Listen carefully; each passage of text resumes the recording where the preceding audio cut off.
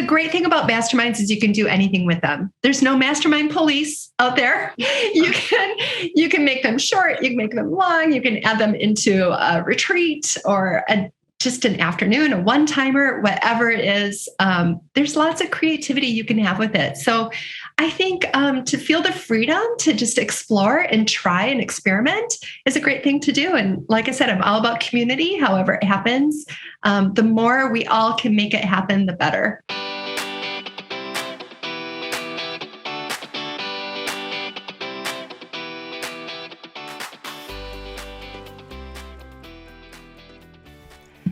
Well, hey friend, welcome back to another episode. Today we're talking about masterminds with my friend Jen Argue.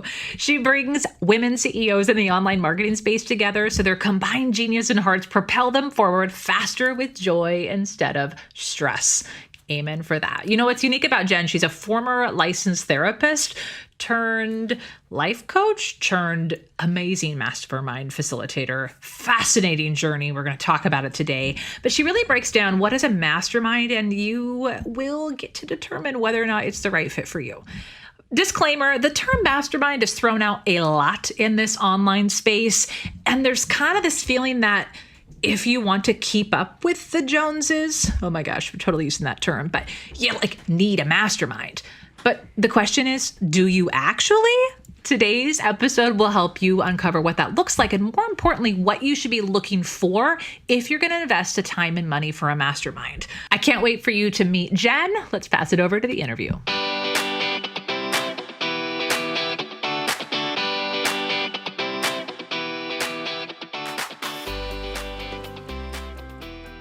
All right, Jen, I am super excited. We are finally having this long overdue conversation. Welcome to the show. Thank you so much for having me. So glad to be here.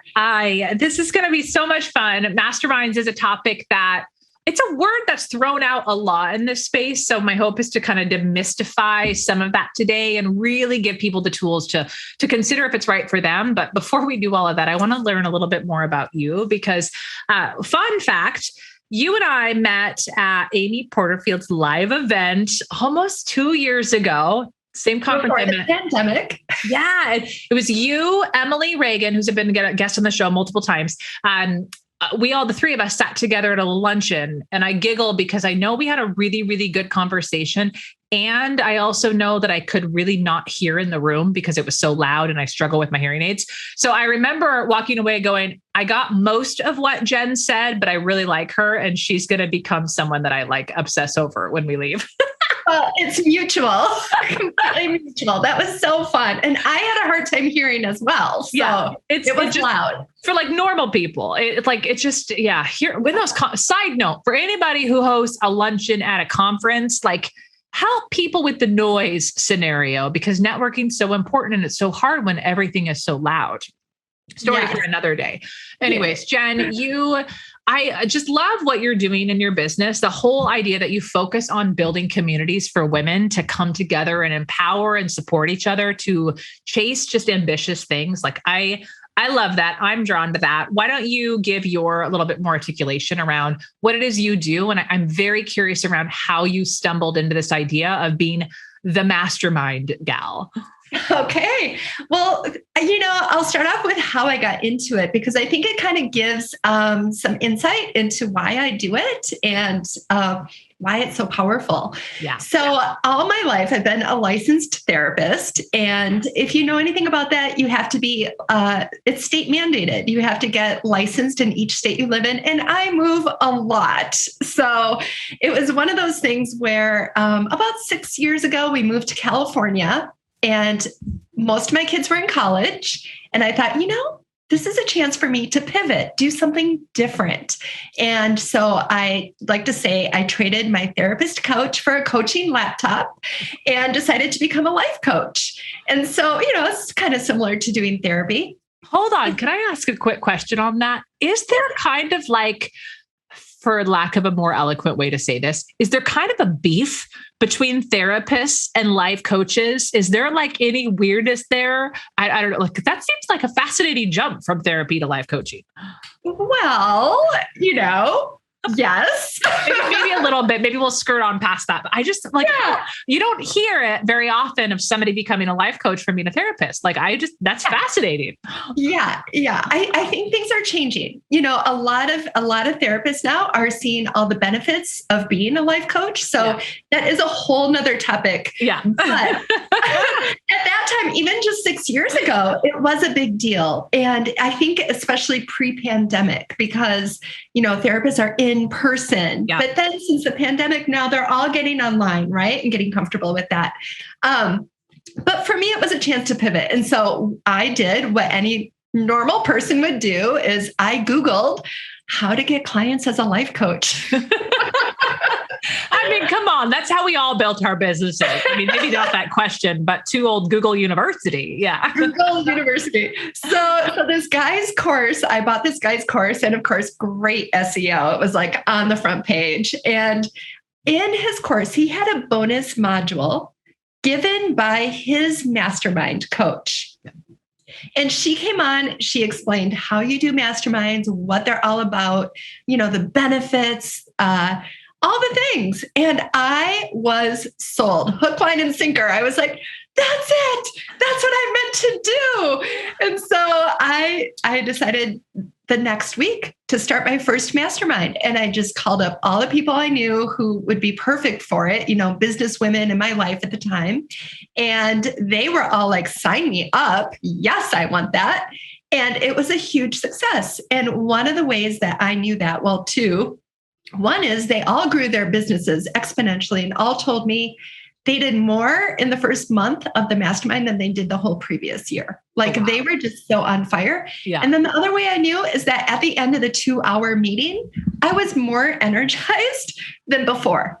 So I was like, okay, this is what I'm meant to do. And when I told my husband about it, he's like, I don't know how you're more energized. Yeah. That sounds exhausting. So you kind of know, right? When you're energized, totally. What you're doing. Yeah. And so just seeing all that immense progress that the women made just lit me up because I love to help people. And so that's how I knew that's what I was meant to do. Okay, that's fine. So let's break it down for anyone listening. Let's clear up any confusion around what a mastermind is, because there's probably a lot of people hosting quote unquote masterminds that really aren't a true mastermind in the sense of the definition. So can you explain a little bit more what we're talking about here? What is a mastermind? Yeah. A mastermind is basically a peer advisory group. To be, really simple. It's a group of people coming together who are like-minded, who have a similar goal, who are contributing to each other's goal. So if it's a business mastermind, everyone is there to grow their businesses. And if it's, let's say, a public speaking mastermind, they're there to improve and maybe make more sales through public speaking. If it's a parenting, whatever the topic is, it's just a group of people coming together who are lending their own experiences and expertise to each other. And so what sets it apart from what people usually call a mastermind is that there's this expectation that the people in the group are curated to be there. So whoever is leading the mastermind has gone through a selection process to make sure that people actually are like-minded and on the same page when it comes to the goals that they have. And in business, the ones that I run, we also make sure that there is a similarity of types of businesses that you're running and level of business that you're in. Because if you're just starting out, you're going to be overwhelmed and probably discouraged at the end of a meeting if the rest of the group are already making 10K or 30K or 100K months, know? So there has to be some level of similarity there to really energize the person. And it can be a range, but when you're out of that range, when you just don't feel good when you're there, because most people feel super exhilarated at the end of a meeting and hyper-focused and energized. Yeah. And there is a piece, there's something to be said, right? Maybe where you're not as experienced as other people. Like I think about this, I'm in a mastermind right now, and a peer mastermind. I'm in two masterminds. So we'll talk about the difference between different masterminds in a moment. But the peer mastermind I'm in right now, the businesses in there are significantly larger than me. And at first I was like, but then I realized two things. One, they represent the kind of businesses that I am building. So that's what I'm aspiring to do. But then also my background in business is I have been working in businesses of that size / coaching businesses of that size back when I was doing consulting for businesses for years. I'm operating at a much higher level. So I, for lack of a better term, can keep up with the Joneses at that level because I worked in that for so long and I'm like getting there. So for me, it works. But I also realize that sometimes when you don't have that same, like you're not working through the same challenges, there can create disconnect. So I think that point of having that shared interest, shared business, that's really important because that's what creates the overused term synergy. Like that's what creates the magic, right? It's true. I love that. And you bring up a good point because, and I think that kind of, it falls on the shoulders of the leader if you're in a paid mastermind to really discern who's right for the group and to be able to make that choice of, okay, if somebody is just starting their business and this is a mastermind for people who are a little bit further along, they can look at that person and say, okay, but they've had the experience of building 1, 2, 3 other successful businesses. And so they come with all that knowledge and experience, even though they're just starting. You can see that. And so you can make those discernments about, bringing people in or not. Yeah. The other thing too about the mastermind, what makes it different than what most people call a mastermind, I think what most people call a mastermind is a group coaching situation. And so they're in a group where there's a guru, like a main person who's teaching everybody and everybody gets hot seats. And so I think there's similar language that's thrown around because in a mastermind, we call it when you're in the spotlight, a hot seat. But in a group coaching, you don't get to contribute to each other as much. You're all just listening to the one person. Whereas in a mastermind, it's very much like diversity is welcome. Yeah. And there's this understanding that whoever is in the hot seat is going to have the ability to discern for themselves, what they're going to do in the end. And sometimes even though the advice that they're getting may not be the advice that they end up with, it helped them get there faster. Mm-hmm. And so it's still important to hear all the different opinions. Yeah. The different perspectives, I think is really powerful. You said something that was really, really important. At the end of the day, the person in the hot seat, the business owner, is ultimately going to make the decision that's best for them. So it's that filtering of other people's perspective and inputs, whether it's coming from a guru or it's coming from peers, owning the ultimate outcome and owning the ultimate decision. Like that's a really powerful thing. Talk to me a little bit about what, okay, let me word vomit on you for a second, and then you can take where you want to go in here. I was at an event a couple of years ago where they did little mini mastermind breakouts. And I didn't realize, sounds so terrible, how difficult it was to determine a question to pose to like the mastermind. And let me get some context here. What's important is you don't just come with your problems to a mastermind and be like, help, I don't know, explaining everything under the sun. You come with a little bit more of a specific thing that you want feedback on, right? Yeah.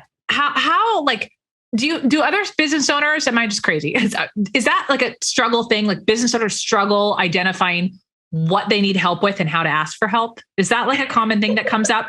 I think it is. I think it's very common because I think we have, as business owners, we have a million things going on at once, right? So really coming to the meeting prepared it's a skill, And so I actually, for my groups, I actually do have a prep sheet for people to really think through what it is their one question, because as a mastermind facilitator, what's really important to me is running a well-run group where everybody has equal time. And we know how hard it is sometimes to cut people off.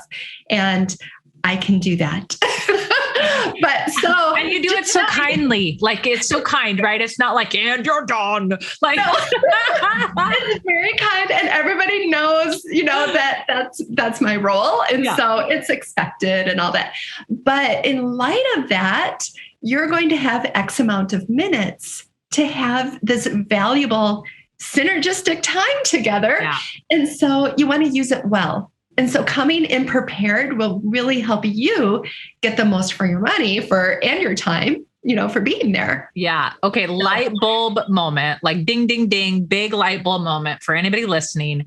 There's such a parallel between public speaking and being ready to leverage the video, like the live video, or leverage the moment in front of you when you're with an audience. A lot of people like wait until the go live happens and then they word vomit. It's just like whatever comes out, and it takes a lot longer to get to the point than they want. Hence we got to tighten things up and make sure that we practice and have a better message coming out.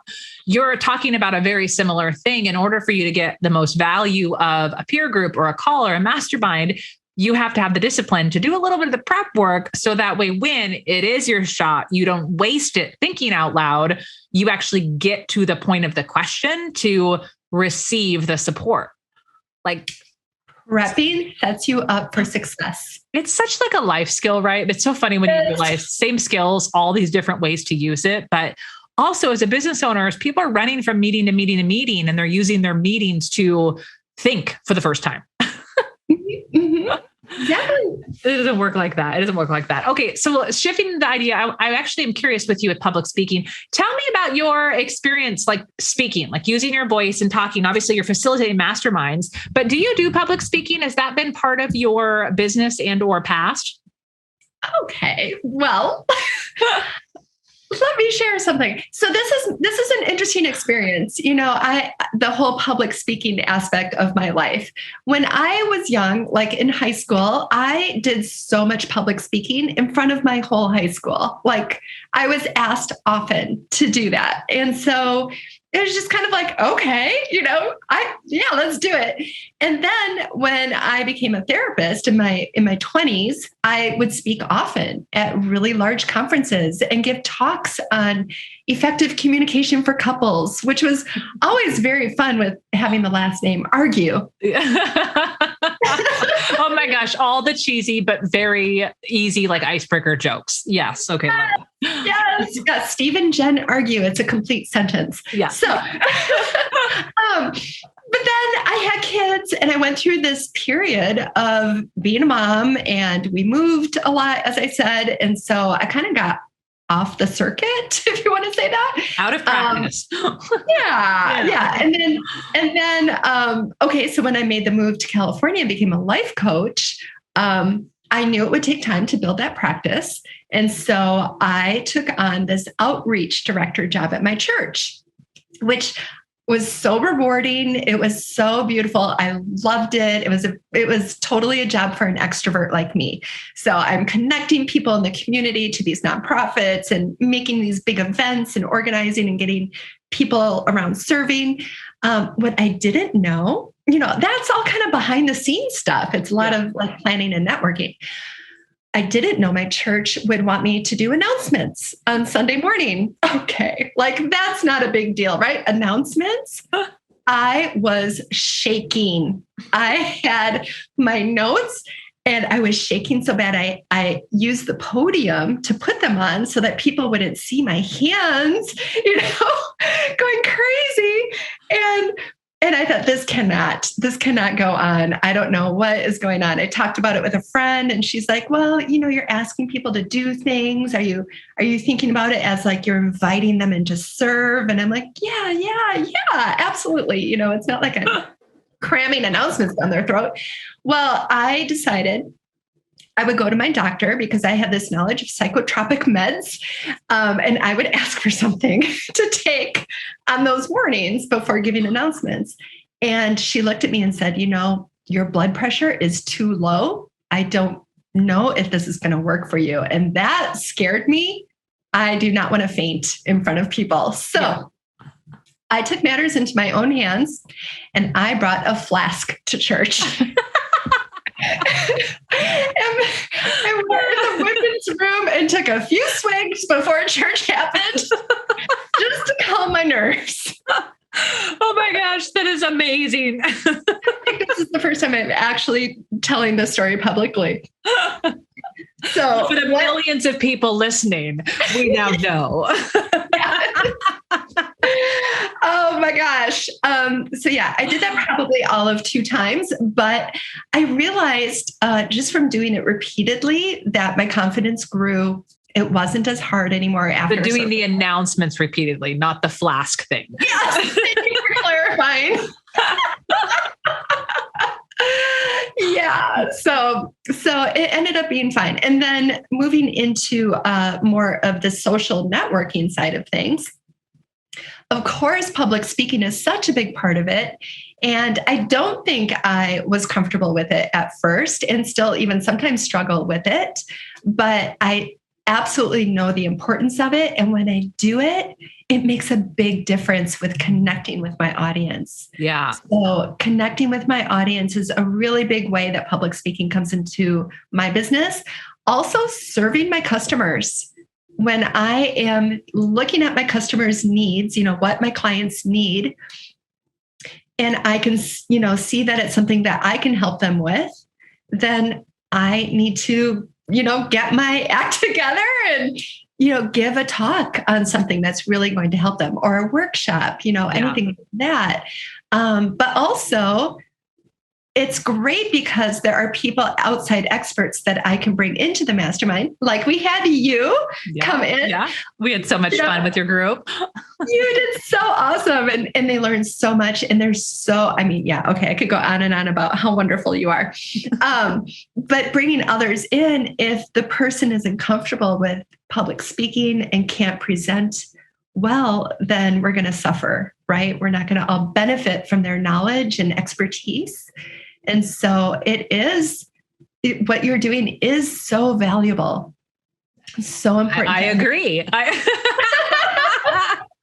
You bring up something interesting. Let's go here for a second, where you say you bring in guests, right? And it's so important that they're good at what they do, right? Not only are they comfortable, but their information is helpful. They have to be articulate speakers to be able to, because one, you have a brand to protect, right? If you bring in a guest, you're stamping that guest is good. Can you talk a little bit about that as someone who brings in speakers? What do you notice? Like, what do you look for? So that way you make sure that the quote unquote brand of your mastermind, the integrity of it, is upheld. Mm-hmm, mm-hmm. When I bring in a speaker, what I really think makes a speaker session with us successful is if they are able to share some very practical ideas. And, we know there's a lot of success that is maybe not practical, like, take these steps. A lot of it is, mastering your mind, but that does go hand in hand, and we do need the practical steps. And so when somebody comes in prepared and with a spirit of generosity, someone who's really willing to share something that would normally be behind a paid wall, can really make a big difference, not just in the people being able to take those steps and make a difference in their business, but also in the sense of showing respect. I think that when we respect each other and we have this spirit of generosity and a spirit of abundance, I think it really builds a higher vibration into the room and into the relationship. And that sometimes is what makes people succeed more than any of the 1, 2, 3 steps. Yeah, I totally agree with that. And I think it's really important for anybody listening to really hear this. We talk a lot about having speaking strategy, right? Where a big reason why people are going out there and speaking is obviously to drum up business, right? But it's not a slot machine where you shove a quarter in and expect for all this money to fall out. It's just, you can't just expect that I'm going to go into the speaking event and I'm going to hook them for however many sales. It's just a weird energy exchange when you're really there to get leads or to get paid. What I noticed is with a lot of the big names, they do a lot of guest speaking for people in their programs, on other people's podcasts, and never ever are they and here's my thing. They're not shoving things down. They let the body of their work speak for it. And they trust that when somebody lands on their social media or somebody downloads their freebie, their funnels are going to work for them. But the moment is just about being generous and being of service. I think that, I don't want to skimp over that because I think that is really, really huge.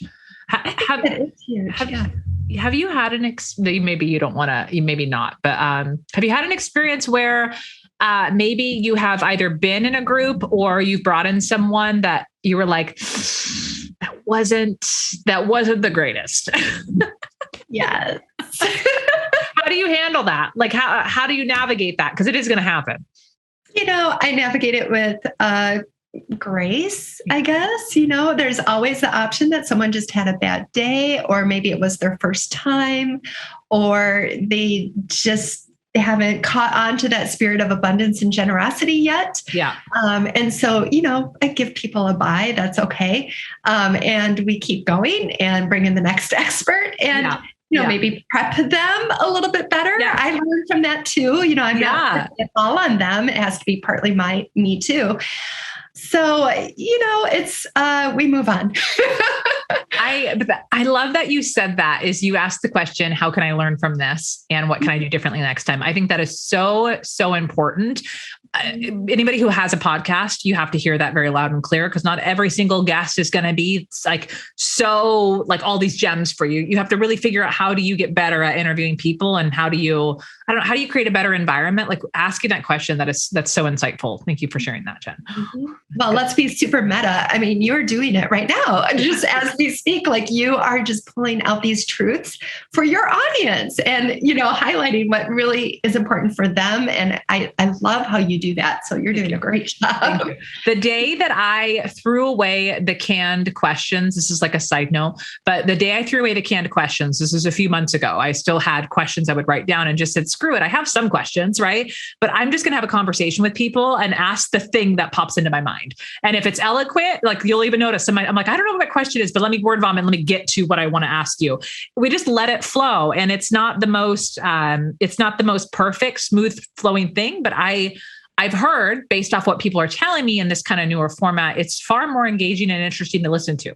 So yes. Yeah. I think flow is everything, whether it's your own work time or with people. But I always think there's so much to be, like the fruit that comes out of when people are flowing together. Yeah. And these ideas are popping off of each other. I love that. I feel like things just happen faster, and they're happening, like you said, organically. Yeah. And that's, I think, where the real magic happens. That's like the beautiful amount of woo-woo that I'm like, yes, I love that. I'm totally here for that. Okay. I'm curious. This is one of the questions you and I did talk about. What is it about masterminds that really is like a smart business decision for people? Because I hear this idea, like, we're circling back to masterminds, being in community with other people is a powerful thing. And I think a lot of us get lonely and would like more business besties. So the idea of being in a mastermind, that's great. But there's also some good, like, business sense for people to be in one. So talk a little bit about why maybe somebody listening might want to be considering getting themselves into a mastermind in the short term. Mm-hmm. I think something to really keep in mind is the power of community. Whether a community, I think a community has the power to either make you or break you. And I am seeing this trend lately with influencers who are saying no to the trolls, who are like this. I follow dog accounts. Okay. And there's this woman who has this beautiful dog, and she literally has her middle finger up on one of her posts, not even in her story. It's like on her post, and is like, I'm done with this. All of you go somewhere else who have a problem with me loving on my dog. And I think, and I'm seeing this in other places too, with other influencers. And I'm realizing, gosh, they're trying to really curate their community. It's like, if you're not, going to be all about what we're about here, then this is not for you. Just go. It's okay, because it's bringing them down. And so the power of a mastermind comes in being a really positive community, because community, like you were talking about before, some of the really big name people, they will give so much of their stuff away all the time in talks and podcasts, blogs, wherever it is. Like, probably you could get the majority of the stuff that's in their programs just by listening and following them. But you still buy their things, especially if they have a community involved, because why? It's the community. And you want to be around people who are about that same sort of thing and have that spirit, because it creates what I call a success culture. Other people who are focused on achieving the same things, in a sense, that you are, that are actually taking those steps. And so when you're around other people who are in this mindset and in the flow of positive action, it almost takes more energy to be not that. Yeah. Oh, yeah. Not successful or not taking action. Like that will take more energy. So it's that whole idea of a rising tide lifts all boats. It's not about the programming within the mastermind. It's about the actual curation and the leading of it to create that success culture in a way where you have accountability woven into every aspect of it. You have support woven in to every part of it. Like I always say, we curate to make sure that the mastermind has the right people in the room, people who have some type of expertise, who are focused on their goals, who are taking action. And when you have somebody of that caliber who cares about you and is thinking about you in their off time, that's pretty amazing. And so we get all the time like women cross promoting or who say, oh, I just saw this thing, and they shoot it in the group text, hey, so-and-so, you got to see this. I think this is good for you.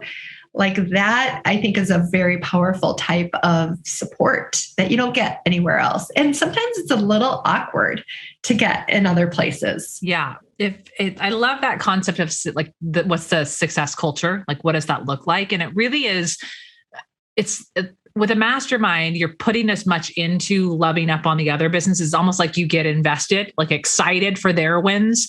And as much as I feel like a lot of times, especially with group coaching programs, it feels like it's more of a, what can I get out of it? What can I get out of it? Which of course, as a mastermind, we also want to get something out of it, but that energy exchange between supporting and helping and cheering other people on while you're growing, it is magic, as you said earlier. I love that.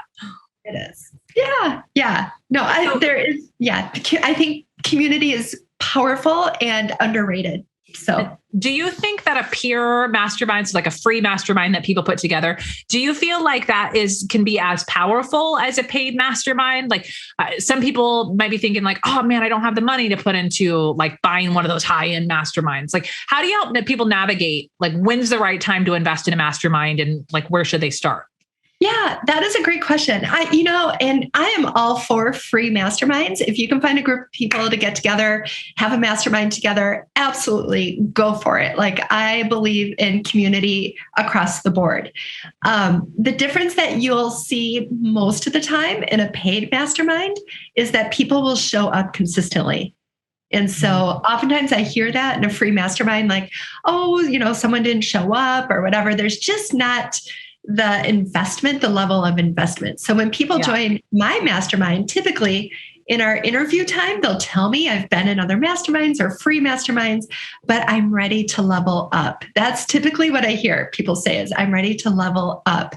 And when they're saying that, they're going to know that other people in the group have said that as well. Yeah. And so there is just this caliber of really paying attention and showing up that sometimes you just don't get in a free one, but sometimes you do and you luck out, but the percentages are much lower. Yeah. Okay. That makes a lot of sense. And I think that's with anything, right? We talk a lot about in this space around, it's the same thing with people with free content versus paid content. When people actually have stake in it, they're going to most likely take more action. So that makes sense. But coming back to the caliber and the mix of the people in the room, like you keep hitting on that, like that is so important. Okay. Thinking about that, knowing that the people are built up by kind of their personalities. This was really interesting. Something that you were sharing with my team was that you love forcing people to take personality tests. I don't think that was the word you used, but it was kind of the gist of it. Can you talk a little bit about that? Like evidently you are very passionate about the concept of understanding yourself through personality tests. Like talk about that for a minute. Okay, I force them. I don't force anybody. I think it just said I give all my clients those. But I like to dramatize things a little bit for, we're media. It's media. Like yes. Okay. I love that. No, I do. And I call it an alignment session And so what's really important to me, I think, with my background as a therapist is that I know where people are coming from because I want them to have joy in the journey. Because I think so often we think of the destination as the destination. And I really think the journey is the destination. Yeah, we want to be totally agree with that. Totally. Yes, we want to be enjoying our life. And how do we enjoy our life? By aligning our business to our personality strengths, to our values. And so when people start off, I always give them a personality battery, which just means a bunch of different personality assessments, and then also a values assessment. And through that, I am able to be a really good guide to them and mirror to them to reflect, the choices that they're making. Is this in alignment with what you have? And also, it really helps when people are getting stuck, because often when people get stuck, it's usually because it's not in alignment with their values. And then we can look and see, okay, is this something that you actually just shouldn't be doing? Or is this something that you need more training and education and practice around? So it really helps move things faster once you know your strengths and your values. And I'm all about speed and efficiency. I love that. Like who would put those things together, right? Personality tests and speed and efficiency, but they do go together. I think I view those kinds of things as like a really great compass, like especially with the values, is you have to know what your compass is in order to be able to go in the right direction. And I think there's so many different brainstorming ideas that you can expose yourself to. At the end of the day, going back to what we were saying before, is you have to make the decision as a business owner, having that anchor, having that compass in your hand to say, oh, this is the right decision for me right now. That's really powerful. So I love that you do that. Yeah, it's so fun. And it's so fun. And it's really fun in a mastermind when people kind of learn each other's personalities and their strengths. Yeah. So I think it just makes you feel closer. And it's so great. Do you find also people then get really curious about the personalities of their spouses and their kids and their cats? Like one client they have. Yeah. Oh my gosh. Totally. Oh my gosh. That's funny. Okay. Well, I know one of the things I love, you have a really awesome like questionnaire that people can fill out to find out what they should be looking for when it comes to a mastermind. Can you talk about that a little bit? Because I know people are going to be like, is this the year I join one, or what kind should I join? Like there's going to be some questions. So can you talk a little bit about your guide that you have? Yes. I made, from everybody asking questions about like, should I join a mastermind? Should I do a group coaching program or one-on-one? I finally just put it all together in a guide with questions that you can ask yourself. She was so sick of your messages, people. Just kidding. It's called Be Efficient. She said processes and efficiency. Yeah, 8 questions you should ask to see which mastermind is best for you. And I would even say, if a mastermind is best for you at all. So this guide will help you to bring clarity to your decision making, because like you're saying, and like it is, masterminds are often a pretty big investment, and not only financially, but with your time and your effort as well. Yeah. And so knowing ahead of time, to help you be all in if you're going to do it, this will really help you with that. Yeah, that's you said, making sure that it's the right time for you. And it's not this big giant thing. It's a really simple guide. Like I love 8 questions for you to go through. Like this is really good. I think everybody needs it. Where can they find that, Jen? On my website, jenargue.com. Perfect. Okay. So we'll link to that in the show notes in case any of you are confused and can't find it, right? Or you're not somewhere. So we'll link to that. We're gonna land the plane here, Jen, as much as I want to continue having this conversation. I am curious. We didn't talk about this, but I'm going to pivot for a moment and go here. Anyone listening who has a business and they're thinking like, I've considered hosting a mastermind. Do you have any tips or advice for them for if they were making that decision of whether or not they want to go down that path in their business? Mm-hmm. Words of wisdom. Yeah, I think if somebody wants to host a mastermind, I think it's a great idea. And some things to consider is, what is the outcome that you want for the people? And what are the terms that you're going to use to curate the group? How are you going to decide who's best for the group? And the great thing about masterminds is you can do anything with them. There's no mastermind police out there. You can make them short, you can make them long, you can add them into a retreat or just an afternoon, a one-timer, whatever it is. There's lots of creativity you can have with it. So I think to feel the freedom to just explore and try and experiment is a great thing to do. And like I said, I'm all about community, however it happens. The more we all can make it happen, the better. Yeah. Oh, okay. I love that. I love that so much. Okay. So being in community, for anybody listening that wants to continue to connect with you, keep up with what you're doing, maybe check out your masterminds. Where can they best connect with you? Well, always through my website, but also I do love Instagram. So give a shout out in the DMs. I would love to connect. Yeah. Do you like to do the voice messaging thing in the DMs? That's like my favorite new thing. I love that. You love that. Yeah. I'm getting used to it.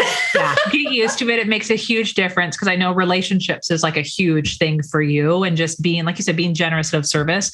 The voice messaging thing, P.S. Anybody, like if you're listening right now and you're like, oh, I still haven't done that yet, or I haven't done that in a while, send somebody a voice message today. Like it's a wonderful, sweet thing. Like even though the world is opening-ish back up, like people are still hungry for real people and real voices, and it not being a mass, hey, Instagram, like don't do mass, like talk to one person, let them hear your voice. It's such a beautiful thing. You have such a beautiful voice. You should share it more. Lovely. I love that. Good encouragement. Good takeaway for the day. Little pep talk. All right, let's round it out here, Jen. Is there any additional advice you'd give for anyone listening today? Just around running life, business, masterminds, any parting words you have?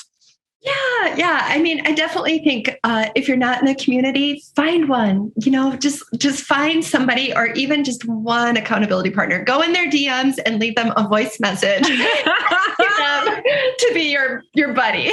Yes. Oh, yes. I love that. It has to be more than your cat. Like you need a person. Community is great. Jen, I'm so fortunate that you are in my community. I love connecting with you. Thank you so much for bringing all of your little gems into the show today. You're a true pleasure. Thanks so much. I feel the same, Heather. Thank you so much for having me. All right, guys. And be sure to head over to Instagram. And if you love this episode, share it, tag both Jen and I. We'd love to see your shout outs, or send us a voice message because that's cool too. And we will see you on the next episode.